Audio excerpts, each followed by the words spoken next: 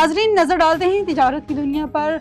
रवां माली साल 2025 और 2026 के पहले 4 माह जुलाई से अक्टूबर में पाकिस्तान को बैरूनी ज़राए से मजमूई तौर पर 2 अरब 29 करोड़ डॉलर्स के फंड्स मिले हैं, जिनमें 2 अरब 24 करोड़ डॉलर्स कर्ज और 5 करोड़ डॉलर्स ग्रांट शामिल हैं। इक्तिसादी अमूर डिवीजन हुकाम के मुताबिक रवां माली साल के पहले 4 माह में मिलने वाली बैरूनी माली मुआवनत 649 अरब 47 करोड़ रुपए के मसावी है, जबकि गुज़श्ता माली साल की इसी मद्दत के मुकाबले में रवां माली साल 33% ज़्यादा फंड्स मिले हैं। हुकाम ने बताया कि नॉन प्रोजेक्ट एड की मद में 1 अरब 51 करोड़ डॉलर, मुख्तलिफ मनसूबों के लिए 77 करोड़ 32 लाख डॉलर हासिल हुए हैं। आलमी मालियाती इदारों ने 1 अरब 10 करोड़ डॉलर्स फराहम किए हैं, जिनमें आलमी बैंक ने 30 करोड़ 40 लाख डॉलर, इस्लामी तरक्याती बैंक का 36 करोड़ डॉलर्स का शॉर्ट टर्म लोन शामिल है, जबकि नया पाकिस्तान सर्टिफिकेट में 73 करोड़ 47 लाख डॉलर की सरमायाकारी आई है।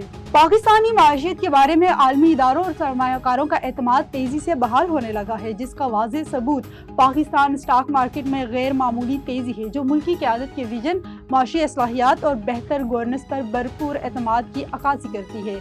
मुल्की इस्तेहकाम, शफाफियत और मालियाती नज़्म व ज़ब्त के बाइस स्टॉक मार्केट में मुसलसल तेजी देखने में आ रही है।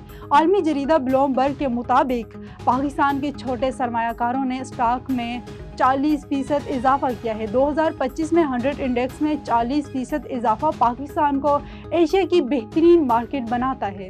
आलमी और मकामी मार्केट में सोने की कीमत में कमी रिकॉर्ड की गई। बैनुल-अक़वामी बेलन मार्केट में फी औंस सोने की कीमत $50 के इजाफे से 4042 डॉलर की सतह पर आ गई। आलमी मार्केट में कमी के बाद मुल्क में फी तोले सोने की कीमत भी 5000 रुपए की कमी से 4,26,562 रुपए की सतह पर आ गई है। इसके अलावा फी 10 ग्राम सोने की कीमत 4,286 रुपए घटकर 3,65,708 रुपए की सतह पर आ चुकी है।